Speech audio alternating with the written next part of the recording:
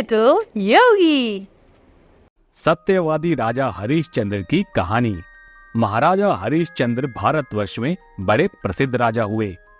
महाराज इतने प्रसिद्ध सत्यवादी और धर्मात्मा थे कि उनकी कीर्ति से देवताओं के राजा इंद्र को भी ईर्ष्या होने लगी। इंद्र ने महर्षि विश्वामित्र को हरिश्चंद्र की परीक्षा लेने के लिए उकसाया। इंद्र के कहने से महर्षि विश्वामित्र जी ने राजा हरिश्चंद्र को योग बल से एक ऐसा स्वप्न दिखलाया कि राजा स्वप्न में ऋषि को सब राज्य दान कर रहे हैं। दूसरे दिन महर्षि विश्वामित्र अयोध्या आए। प्रणाम ऋषिवर। आयुष्मान भव। कहिए ऋषिवर, कैसे आना हुआ? मैं आपके लिए क्या कर सकता हूँ? मैं आपसे अपना राज्य लेने आया हूँ महाराज, जिसका वचन कल रात आपने अपने स्वप्न में मुझे दिया था। स्वप्न में किए दान को भी राजा ने स्वीकार कर लिया और विश्वामित्र जी को सारा राज्य दे दिया। महाराज हरिश्चंद्र पृथ्वी भर के सम्राट थे। अपना पूरा राज्य उन्होंने दान कर दिया था। अब दान की हुई भूमि में रहना उचित ना समझकर पत्नी तथा पुत्र के साथ वे काशी आ गए, क्योंकि पुराणों में यह वर्णन है कि काशी भगवान शंकर के त्रिशूल पर बसी है, अतः वह पृथ्वी में होने पर भी पृथ्वी से अलग मानी जाती है। अयोध्या से जब राजा हरिश्चंद्र चलने लगे तब विश्वामित्र जी ने कहा, जब तब दान आदि बिना दक्षिणा दिए सफल नहीं होते। तुमने इतना बड़ा राज्य दिया है तो उसकी दक्षिणा में 1000 सोने की मोहरें और दो। राजा हरिश्चंद्र के पास अब धन कहाँ था? राज्य दान के साथ राज्य का सब धन तो अपने आप दान हो चुका था। मैं क्षमा चाहता हूँ ऋषिवर, पर अभी मेरे पास आपको देने के लिए कुछ भी नहीं है। मैं तो पहले ही आपको अपना सारा राज्य दे चुका हूँ। आप मुझे 1 महीने का समय दे दीजिए। मैं आपको वचन देता हूँ कि 1 महीने में आपको आपकी दक्षिणा दे दूंगा। ऋषि से दक्षिणा देने के लिए 1 महीने का समय लेकर वे काशी आए।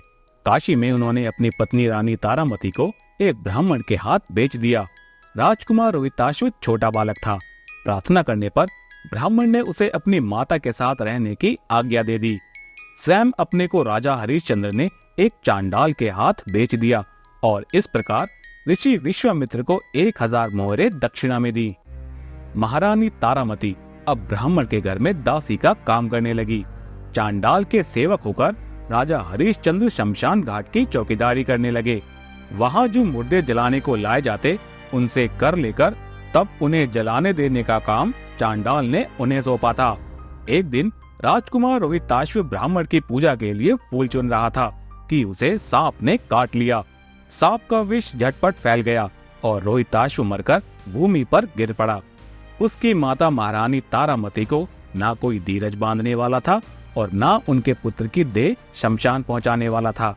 वे रोती बिलखती पुत्र की देह को हाथों पर उठाए अकेली रात में शमशान पहुंची। वे पुत्र की देह को जलाने जा रही थी कि हरिश्चंद्र वहां आ गए और मरगट का कर मांगने लगे। बेचारी रानी के पास तो पुत्र की देह ढकने तक को कफन नहीं था।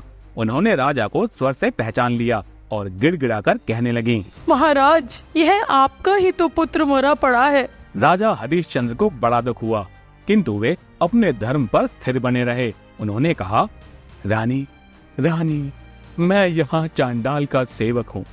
मेरे स्वामी ने मुझे कह रखा है कि बिना कर दिए कोई यहाँ मुर्दा ना जलाने पाए। मैं अपने धर्म को नहीं छोड़ सकता। तुम मुझे कुछ देकर तब पुत्र की देह जलाओ। रानी फूट फूट कर रोने लगी और बोली, मेरे पास यही एक साड़ी है जो मैंने पहनी हुई है, आप इसी में से आधा ले लें। जैसे ही रानी अपनी साड़ी फाड़ने लगी, वैसे ही वहां भगवान नारायण, इंद्र, धर्मराज आदि देवता और महर्षि विश्वामित्र प्रकट हो गए। महर्षि विश्वामित्र ने बताया कि हम आपकी सत्य की शक्ति के सामने अपनी हार स्वीकार करते हैं राजन। आपका पुत्र कुमार रोहिताश्व मरा नहीं है। यह सब तो मैंने योग माया से दिखलाया था।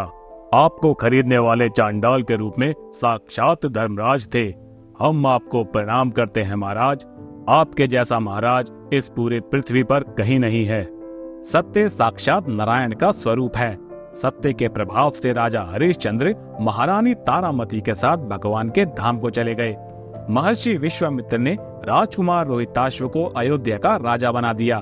सत्यवादी राजा हरिश्चंद्र के संबंध में यह दोहा प्रसिद्ध है, चंद्र टरे सूरज टर, टरे जगत व्यवहार, पैड व्रत हरिश्चंद्र को, टरे न सत्य विचार।